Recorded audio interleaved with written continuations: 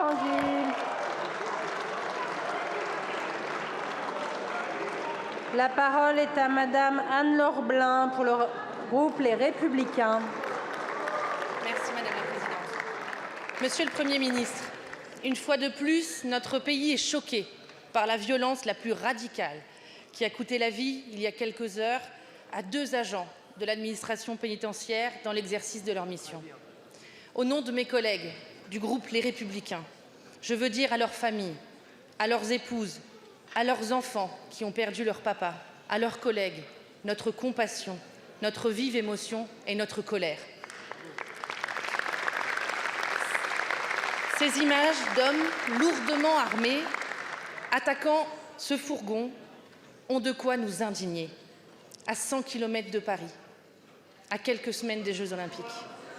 La France serait-elle devenue ce Far West où l'on tire sur nos forces de l'ordre, où l'on voit des scènes de guerre sur nos routes de campagne, où l'on abat de sang-froid des fonctionnaires? Ce drame nous rappelle les 30 000 faits de violence commis en France chaque année contre les forces de l'ordre. Non seulement ce chiffre a doublé depuis 20 ans, mais la violence, de plus en plus barbare, peut désormais toucher des Français de tous les âges, partout, tout le temps. Alors évidemment, vous nous répondrez que vous n'y êtes pour rien. Nous le savons, les Français le savent, vous n'êtes jamais responsable de rien. Monsieur le Premier ministre, aucun autre parti politique depuis 40 ans n'aura gouverné la France aussi longtemps que le vôtre. Et pourtant, vous fuyez vos responsabilités. Il est plus qu'urgent et vital que l'autorité ne soit plus un slogan, mais une réalité. Les Français exigent une rupture. Nous sommes nombreux, très nombreux dans cet hémicycle à vouloir des lois d'autorité et de fermeté. Mais cela suppose une seule chose, que vous arrêtiez de vous payer de mots, que vous arrêtiez de faire semblant et que vous passiez aux actes. Les Français attendent justice.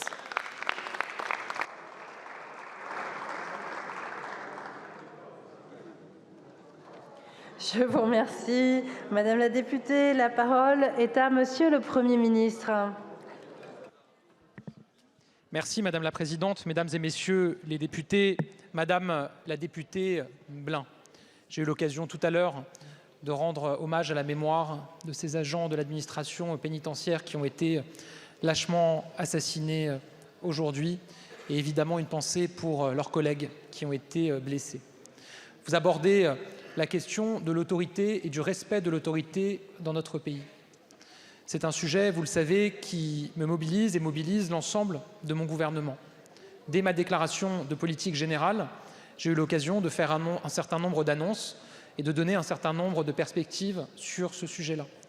Je me suis exprimé il y a quelques semaines maintenant à Viry-Châtillon et j'ai eu l'occasion à la fois de préciser les mesures que nous entendions prendre, mais également le calendrier de leur application. Qu'est-ce qui a été mis en place depuis ma déclaration de politique générale et ce discours à Viry-Châtillon?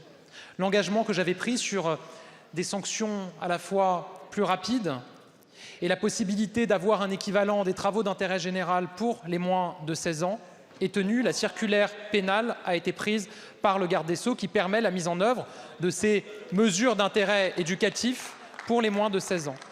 Je me suis engagé à ce que le non-respect de la laïcité dans le cadre d'une agression soit le plus systématiquement possible retenu comme une circonstance aggravante. Là aussi, circulaire pénale prise par le garde des Sceaux, de la même manière que quand vous agressez quelqu'un du fait de sa religion, c'est une circonstance aggravante. Quand vous adressez quelqu'un du fait de sa non-religion ou du non-suivi de certains préceptes religieux, ça doit toujours être aussi une circonstance aggravante.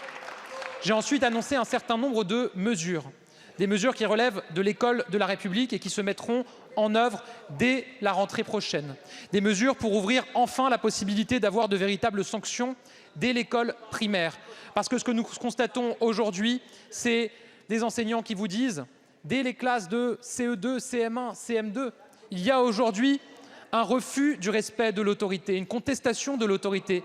Et je crois très profondément que l'autorité, elle se construit dès le plus jeune âge. Oui, mais Madame la députée m'interrogeait sur la question plus large de l'autorité dans notre pays. Et je crois que ça se construit dès le plus jeune âge, dès l'école de la République. C'est un autre sujet que celui que j'ai abordé tout à l'heure. Deuxième chose sur la justice des mineurs. Parce que là aussi, à côté de la prévention, il nous faut des sanctions beaucoup plus claires, beaucoup plus fermes. J'ai annoncé un certain nombre de mesures. Composition pénale pour les mineurs, capacité à retenir davantage le manquement à l'obligation parentale pour les 2 parents, sanctions supplémentaires lorsqu'on manque à l'obligation parentale. J'ai ouvert la discussion et je la mène avec l'ensemble des groupes parlementaires, j'en ai déjà rencontré un certain nombre, j'en recevrai d'autres très prochainement, sur l'atténuation de l'excuse de minorité. J'ai ouvert aussi la discussion sur la mise en œuvre d'une comparution immédiate pour les mineurs qui n'existe pas aujourd'hui. Je suis prêt à avancer sans tabou sur tous ces sujets. Parce que la question de l'autorité, je le crois très profondément, elle se construit dès le plus jeune âge. C'est dès le plus jeune âge qu'on doit apprendre que l'uniforme, il se respecte, que les femmes et les hommes qui sont dépositaires de l'autorité dans notre pays se respectent, que la loi, elle se respecte, que les règles, elles se respectent et que quand on ne les respecte pas, la loi est là pour vous sanctionner. Je vous remercie, Monsieur le Premier ministre. La parole est à Monsieur Charles. Ah, excusez-moi, Madame Blanc. Monsieur le Premier ministre, la réalité, c'est que nos policiers, nos gendarmes, nos agents pénitentiaires se sentent seuls aujourd'hui. Vous les laissez seuls en première ligne, sans le secours d'une politique pénale ferme. Vous avez été le gouvernement depuis 7 ans qui a construit le moins de places de prison. Il est urgent que... Madame la députée. Merci beaucoup. La parole est à